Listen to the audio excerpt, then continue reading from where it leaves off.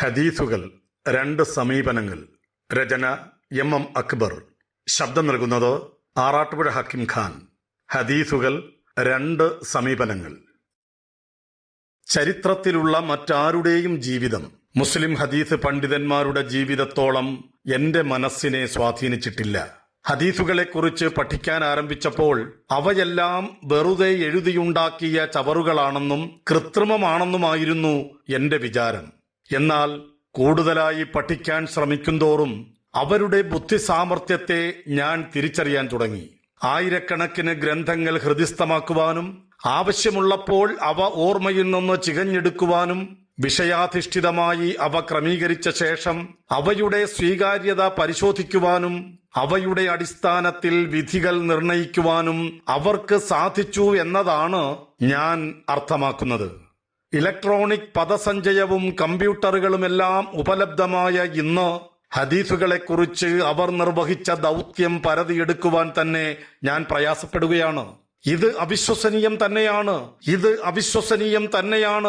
അവർ എഴുതിവെച്ച ഗ്രന്ഥങ്ങൾ നമ്മുടെ മുന്നിലില്ലായിരുന്നുവെങ്കിൽ അവർക്കിതിന് സാധിച്ചു എന്ന് ഞാൻ വിശ്വസിക്കുകയില്ലായിരുന്നു. തീർച്ച. വാഷിംഗ്ടൺ സർവകലാശാലയിലെ ഇസ്ലാമിക പഠന വിഭാഗം അസിസ്റ്റന്റ് പ്രൊഫസറും ഓക്സ്ഫോർഡ് എൻസൈക്ലോപീഡിയ ഓഫ് ഇസ്ലാമിക് ലോയുടെ മുഖ്യ പത്രാധിപരുമായ ഡോക്ടർ ജോനാഥൻ എ.സി. ബ്രൗൺ ഒരു പ്രഭാഷണത്തിൽ പറഞ്ഞതാണിത്. A brief history of hadith collection and criticism എന്ന തലക്കെട്ടിലുള്ള ജോനാഥന്റെ പ്രഭാഷണം യൂട്യൂബിൽ ലഭിക്കും.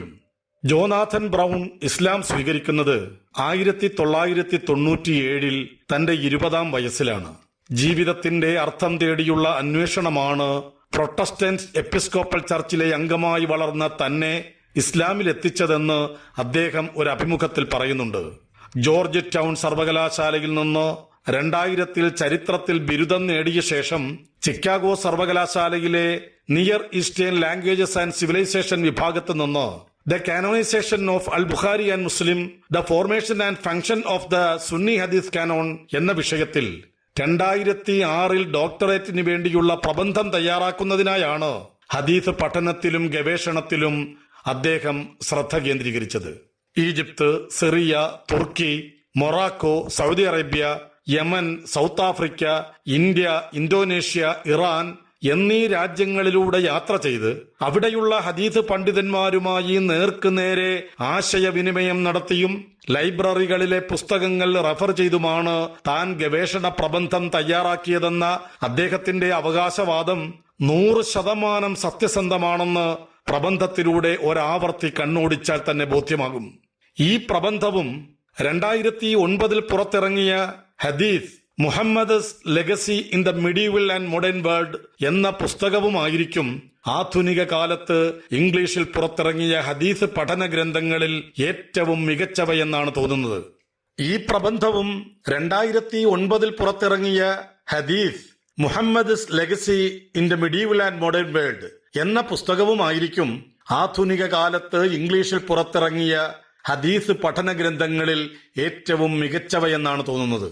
2011 പുറത്തിറങ്ങിയ Muhammad a very short introduction, 2014 പുറത്തിറങ്ങിയ miscounting Muhammad the challenges and choices of interpreting the prophet's legacy, 2019 പുറത്തിറങ്ങിയ സ്ലേവറി ആൻഡ് ഇസ്ലാം എന്നിവയാണ് അദ്ദേഹത്തിന്റെ മറ്റു കൃതികൾ. ജീവിതത്തിന്റെ അർത്ഥം തേടിയുള്ള ആത്മാർത്ഥമായ യാത്ര ജോനാഥനെ ഇസ്ലാമിലെത്തിക്കുന്നു. ഇസ്ലാമികമായി എങ്ങനെ ജീവിക്കണമെന്ന് മനസ്സിലാക്കുന്നതിനായുള്ള അന്വേഷണം അദ്ദേഹത്തെ ഖുർആനിലേക്കും ഹദീസുകളിലേക്കും എത്തിക്കുന്നു. 2 ചട്ടകൾക്കിടയിൽ കൃത്യമായി രേഖപ്പെടുത്തിയ രൂപത്തിൽ ലഭിക്കുന്നത് കൊണ്ട് തന്നെ ഖുർആനിനെ കുറിച്ച് കാര്യമായ സംശയങ്ങളൊന്നും ഉണ്ടാകുന്നില്ല. പല ഗ്രന്ഥങ്ങളിലായി ചിതറിക്കിടക്കുന്ന ഹദീസുകളെക്കുറിച്ചും അവയുടെ ഉള്ളടക്കത്തെയും സ്വീകാര്യതയെയുമെല്ലാം കുറിച്ച് നിരവധി സംശയങ്ങൾ ഉണ്ടാവുന്നു. സംശയങ്ങൾ ഉണ്ട് എന്ന കാരണത്താൽ അവയെ തള്ളിക്കളയുക എന്ന നിലപാടല്ല ജോനാഥൻ സ്വീകരിച്ചത്. കഴിഞ്ഞ 14 നൂറ്റാണ്ടുകളായി എന്തുകൊണ്ടാണ് മുസ്ലിം സമുദായം ഹദീസുകളെ പ്രമാണമായി സ്വീകരിച്ചതെന്ന് പഠിക്കാൻ ശ്രമിക്കുന്നു. നബി വൃത്താന്തങ്ങളിൽ സ്വീകാര്യമായവയെയും അല്ലാത്തവയെയും വേർതിരിക്കാൻ ഉപയോഗിച്ച മാനദണ്ഡങ്ങൾ എന്തെല്ലാമായിരുന്നുവെന്ന് മനസ്സിലാക്കാൻ തന്റെ ഗവേഷണ പാടവം ഉപയോഗിക്കുന്നു.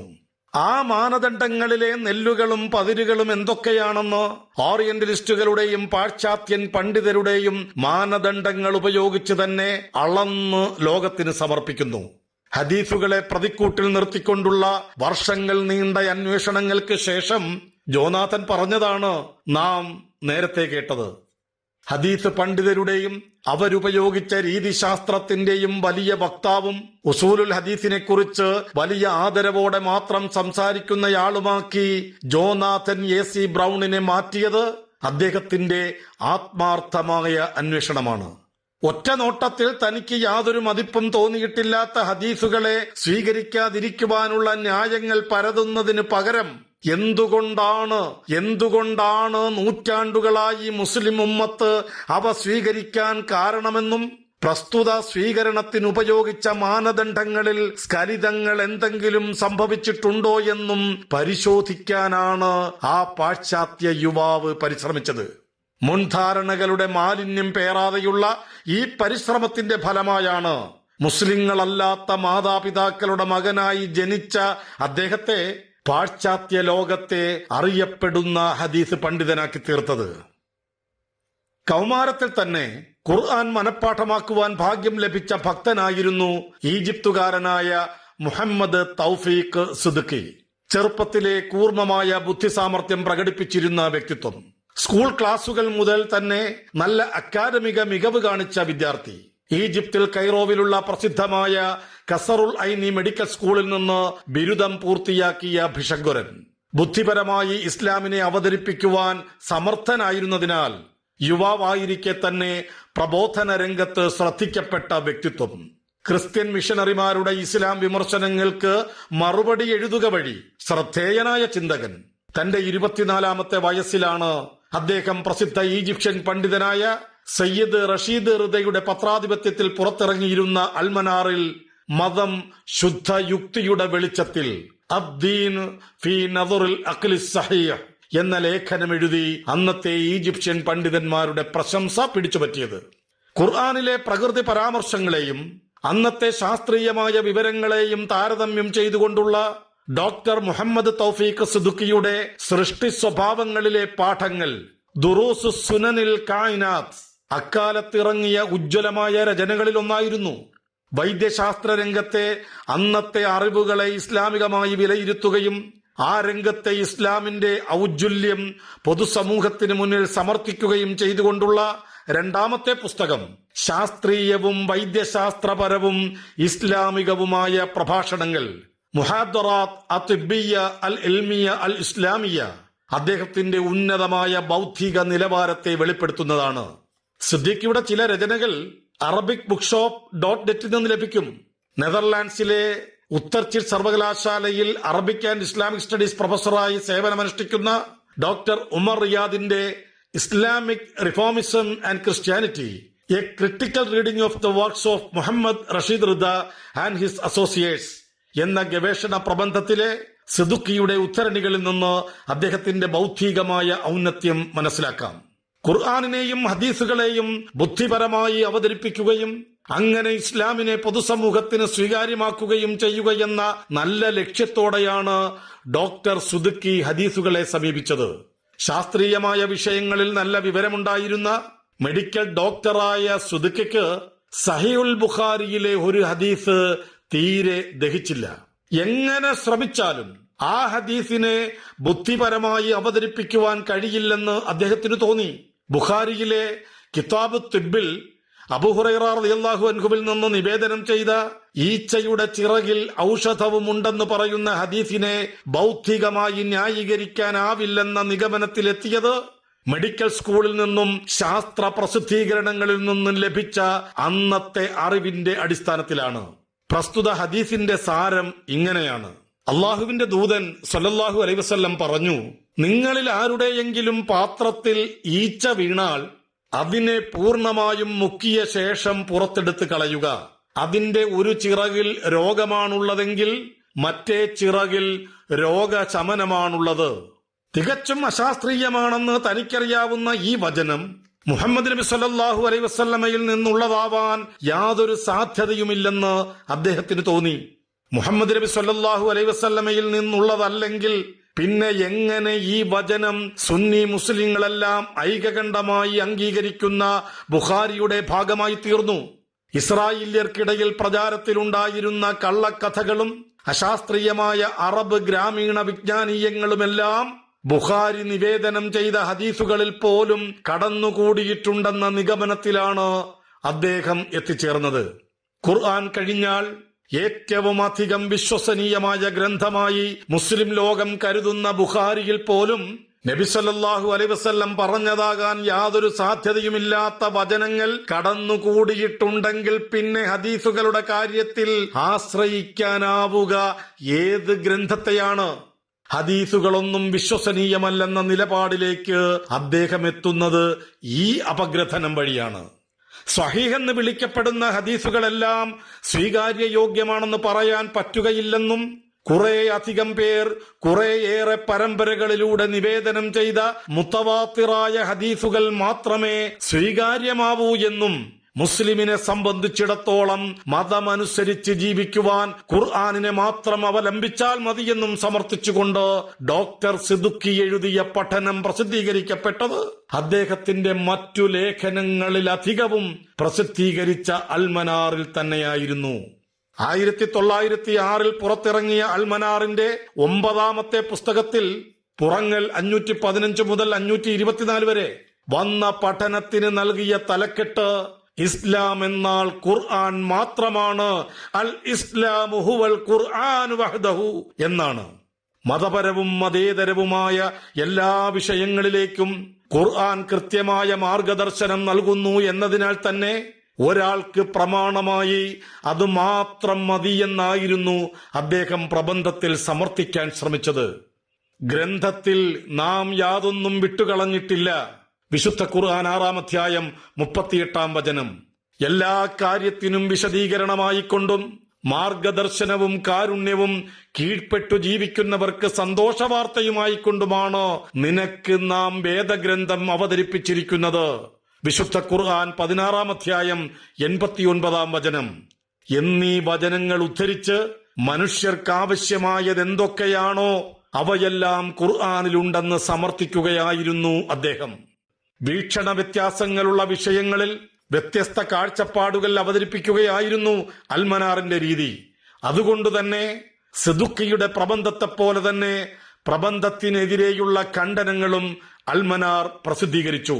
അഹമ്മദ് മൻസൂർ അൽബാസ്, ഷെയ്ഖ് ത്വാഹ അൽ ബിശ്രി എന്നീ പണ്ഡിതന്മാരാണ് പ്രധാനമായും സിദ്ദുഖിയെ ഖണ്ഡിച്ചുകൊണ്ട് ലേഖനങ്ങൾ എഴുതിയത്.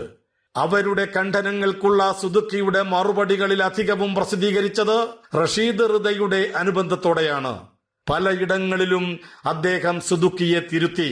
4 വർഷങ്ങളോളം നീണ്ട ഖണ്ഡന മണ്ഡനങ്ങൾ അവസാനിച്ചത് സുന്നത്തിന്റെ പ്രാധാന്യത്തെയും ഹദീസുകളുടെ സ്വീകാര്യതയെയും സ്ഥാപിച്ചുകൊണ്ട് ഇന്ത്യൻ പണ്ഡിതനായ ഷെയ്ഖ് സ്വാലിഹ് അൽ യാഫി എഴുതിയ ലക്കങ്ങളോളം പ്രസിദ്ധീകരിച്ച ദീർഘമായ ലേഖനത്തോടുകൂടിയാണ്. പുസ്തകം 11, പുറങ്ങൾ 141 മുതൽ 144 വരെ, 214 മുതൽ 220 വരെ, 292 മുതൽ 302 വരെ, 371 മുതൽ 375 വരെ, 454 മുതൽ 463 വരെ, 521 മുതൽ 527 വരെ. അൽമനാറിൽ നിന്നുള്ള ഉദ്ധരണികളെല്ലാം GH ജിംബലിന്റെ the authenticity of the traditional literature discussion in modern ഈജിപ്തിൽ നിന്നും ഡാനിയൽ W ബ്രൗണിന്റെ rethink in tradition in modern Islamic തോട്ടിൽ നിന്നും എടുത്തതാണ്. ഖുർആനും സുന്നത്തും ഇസ്ലാമിന്റെ അടിസ്ഥാന പ്രമാണങ്ങളാണെന്നും ഹദീസുകളില്ലാതെ സുന്നത്തിനെ മനസ്സിലാക്കാൻ കഴിയില്ലെന്നും സ്ഥാപിച്ച പണ്ഡിതന്മാരെ ഖണ്ഡിച്ചുകൊണ്ടുള്ള സിദ്ദുഖിയുടെ ലേഖനങ്ങൾ കേവല ബുദ്ധിയുപയോഗിച്ച് ഹദീസുകളെ നിഷേധിക്കുന്നവർക്ക് വന്നു ഭവിക്കുന്ന ആത്യന്തികമായ അപകടങ്ങൾ എന്തൊക്കെയാണെന്ന് വ്യക്തമാക്കുന്നതാണ്. ഖുർആനും സുന്നത്തും താരതമ്യത്തിന് പോലും അർഹമല്ലാത്ത വ്യത്യസ്തങ്ങളായ 2 സ്രോതസ്സുകളാണെന്ന് സമർത്ഥിച്ചുകൊണ്ടാണ് തന്റെ വാദങ്ങൾ സ്ഥാപിക്കാൻ അദ്ദേഹം ശ്രമിച്ചത്. ഖുർആനിന്റെ ഭാഷ അനുകരണാതീതമാണെങ്കിൽ സുന്നത്തിന്റേത് അനുകരിക്കാനാവുന്നതാണ്. മുത്തവാത്തിറായുള്ള നിവേദനങ്ങളിലൂടെ ഖുർആൻ പൂർണ്ണമായും നമുക്കടുത്തെത്തിയിട്ടുണ്ടെങ്കിൽ സുന്നത്തിൽ വളരെ കുറച്ച് മാത്രമേ അങ്ങനെ എത്തിയിട്ടുള്ളൂ. പ്രവാചകന്റെ കാലത്ത് തന്നെ അദ്ദേഹത്തിന്റെ നിർദ്ദേശപ്രകാരം ഖുർആൻ എഴുതി വെച്ചിട്ടുണ്ടെങ്കിൽ സുന്നത്ത് എഴുതി വെക്കരുത് എന്നാണ് പ്രവാചകൻ കൽപ്പിച്ചത്. എല്ലാം ഉൾക്കൊള്ളുന്ന ദൈവവചനമാണ് ഖുർആനെങ്കിൽ പ്രവാചകന്റെ കാലത്തേക്ക് മാത്രം പ്രസക്തമായ കാര്യങ്ങളാണ് സുന്നത്തിലുള്ളത്. ഇവയായിരുന്നു സുന്നത്തിനെതിരെയുള്ള അദ്ദേഹത്തിന്റെ വാദങ്ങൾ. അൽമനാർ പുസ്തകം 9, പുറങ്ങൽ 906 മുതൽ 925 വരെ. ഇസ്ലാമിനെ സാർവലൗകികമായി അവതരിപ്പിക്കാനായി കൗമാരം മുതലേ തന്റെ ബുദ്ധിയെയും ഗവേഷണങ്ങളെയും ഉപയോഗിച്ച സുദുക്കി അവസാനം എത്തിച്ചേർന്നത് മുഹമ്മദ് നബി സല്ലല്ലാഹു അലൈഹി വസല്ലമയുടെ മാതൃക പ്രസക്തമാകുന്നത് അദ്ദേഹത്തിന്റെ സമകാലികർക്ക് മാത്രമാണെന്ന ഇസ്ലാമിന്റെ അടിത്തറയെ തന്നെ ചോദ്യം ചെയ്യുന്ന അപകടകരമായ വാദത്തിലാണ്. പ്രവാചകൻ സല്ലല്ലാഹു അലൈഹി വസല്ലമയുടെ കാലത്ത് സുന്നത്ത് രേഖപ്പെടുത്തപ്പെട്ടിട്ടില്ല. സ്വഹാബിമാർ സുന്നത്തിനെ രേഖപ്പെടുത്താൻ സംവിധാനങ്ങളൊന്നും ഉണ്ടാക്കിയിട്ടില്ല. തലമുറകളിലേക്കുള്ള ഹദീസുകളുടെ കൈമാറ്റം നടന്നത് പദാനുപദമായ കൃത്യതയോടെയല്ല, കൃത്യവും സൂക്ഷ്മവുമായിട്ടായിരുന്നു ഹദീസുകളുടെ സംപ്രേഷണം നടന്നിരുന്നതെങ്കിൽ നിവേദകന്മാർ തമ്മിൽ അഭിപ്രായ വ്യത്യാസങ്ങൾ ഉണ്ടാകുമായിരുന്നില്ല എന്നീ കാരണങ്ങൾ നിരത്തിയാണ് സുന്നത്ത് നബിയുടെ കാലത്തേക്ക് മാത്രമുള്ളതായിരുന്നുവെന്നും അന്നത്തെ അറബികളുടെ പ്രാദേശികമായ സമ്പ്രദായങ്ങളും രീതിയുമാണ് അത് ഉൾക്കൊള്ളുന്നതെന്നും സുദുക്കി വാദിക്കുന്നത്. മുഹമ്മദ് നബി സല്ലല്ലാഹു അലൈഹി വസല്ലം അവസാന നാളുവരെയുള്ള മുഴുവൻ മനുഷ്യരിലേക്കുമുള്ള ദൈവദൂതനാണെന്ന് വിശ്വസിക്കുന്നവരെ സംബന്ധിച്ചിടത്തോളം നബി സല്ലല്ലാഹു അലൈഹി വസല്ലമയുടെ ജീവിത മാതൃകകൾ അക്കാലത്തേക്ക് മാത്രം ബാധകമായിരുന്നുവെന്ന വാദം ഒരു കാരണവശാലും അംഗീകരിക്കാനാവുകയില്ലെന്ന് അദ്ദേഹത്തിന്റെ വാദങ്ങളെ നിരൂപിച്ചുകൊണ്ട് സയ്യിദ് റഷീദ് റിദ അതേ ലക്കത്തിൽ തന്നെ പ്രസിദ്ധീകരിച്ച സുദുക്കിയുടെ ലേഖനത്തിനുള്ള അനുബന്ധത്തിൽ പറയുന്നുണ്ട്. ഉയർന്ന ബൗദ്ധിക നിലവാരമുണ്ടായിരുന്ന ഡോക്ടർ മുഹമ്മദ് തൗഫീഖ് സുദുക്കി തന്റെ അറിവിനെയും കഴിവുകളെയുമെല്ലാം ഇസ്ലാമിനെ ബൗദ്ധികമായി അവതരിപ്പിക്കുന്നതിന് വേണ്ടി ഉപയോഗിച്ചയാളാണ്. ബൗദ്ധികമായി വിശദീകരിക്കാനാവാത്തതെന്ന് അദ്ദേഹത്തിന് തോന്നിയ ഒരേയൊരു ഹദീസാണ് അദ്ദേഹത്തെ ഹദീസ് നിരൂപണത്തിലേക്ക് നയിച്ചത്. ഇന്ന് അദ്ദേഹം ജീവിച്ചിരുന്നുവെങ്കിൽ ഈച്ചയുടെ ഒരു ചിറകിൽ രോഗമാണുള്ളതെങ്കിൽ മറ്റേ ചിറകിൽ രോഗശമനമാണുള്ളത് എന്ന ഹദീസ് ഉപയോഗിച്ച് അദ്ദേഹം മുഹമ്മദ് നബി സല്ലല്ലാഹു അലൈഹി വസല്ലമയുടെ പ്രവാചകത്വം സ്ഥാപിക്കുമായിരുന്നുവെന്ന് പലപ്പോഴും എനിക്ക് തോന്നിയിട്ടുണ്ട്.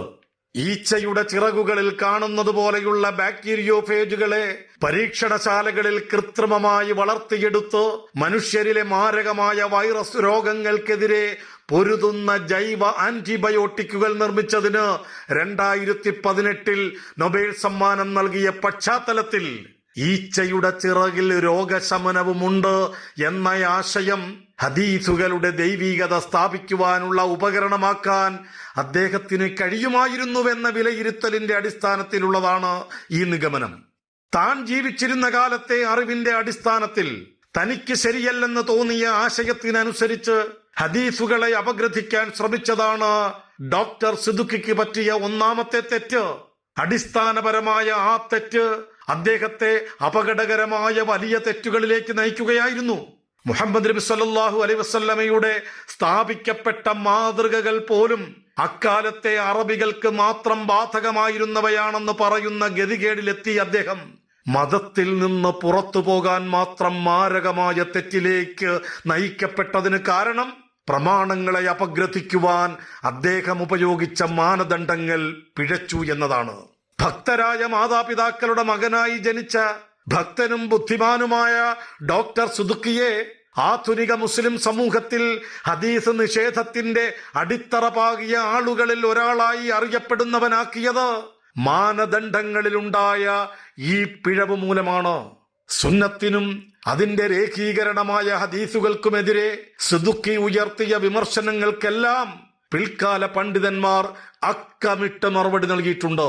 സുദുക്കിയെ പരിചയമില്ലാത്ത മലയാളികൾക്ക് പോലും അദ്ദേഹത്തിന്റെ വാദങ്ങൾക്കുള്ള മറുപടികൾ പരിചയപ്പെടുത്തിയത് സുന്നത്തിനെയും ഹദീസുകളെയും സ്നേഹിച്ച പണ്ഡിതന്മാരാണ്.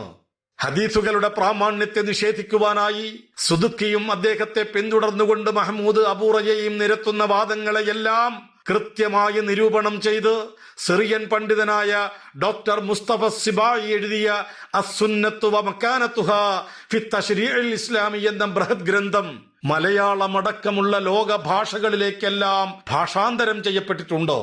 1949 അറബിയിൽ പുറത്തിറങ്ങിയ മൂലകൃതിയുടെ മലയാള പരിഭാഷ നിർവഹിച്ചത് പ്രസിദ്ധ ഖുർആൻ വ്യാഖ്യാതാവായ മുഹമ്മദ് അമാനി മൗലവിയാണ്.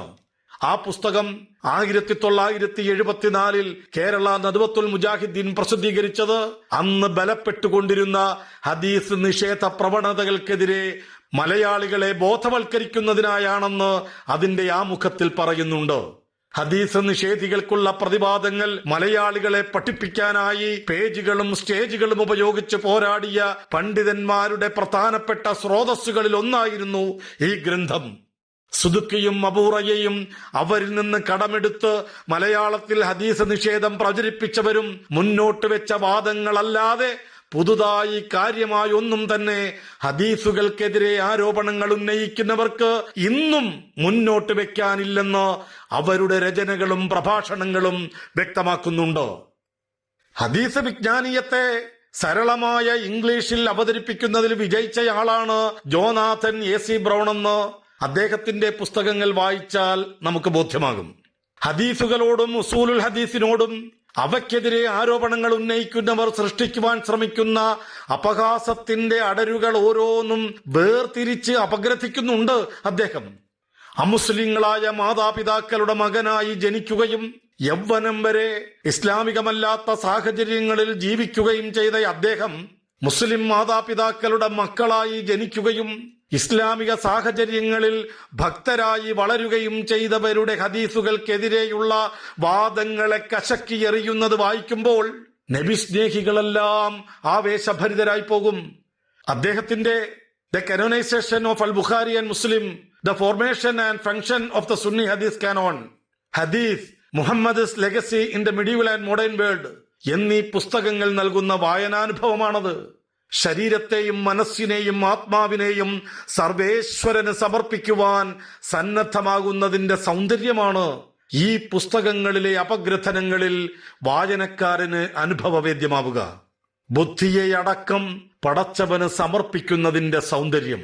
തന്റെ ബുദ്ധിക്ക് ഉൾക്കൊള്ളാൻ കഴിയുന്നത് മാത്രമേ പടച്ചവനും പ്രവാചകൻ സ്വല്ലല്ലാഹു അലൈഹി വസല്ലമയും പറയാൻ പാടുള്ളൂവെന്ന് ശഠിക്കുന്നയാൾക്ക് ആ സൗന്ദര്യം ആസ്വദിക്കാൻ കഴിഞ്ഞുകൊള്ളണമെന്നില്ല.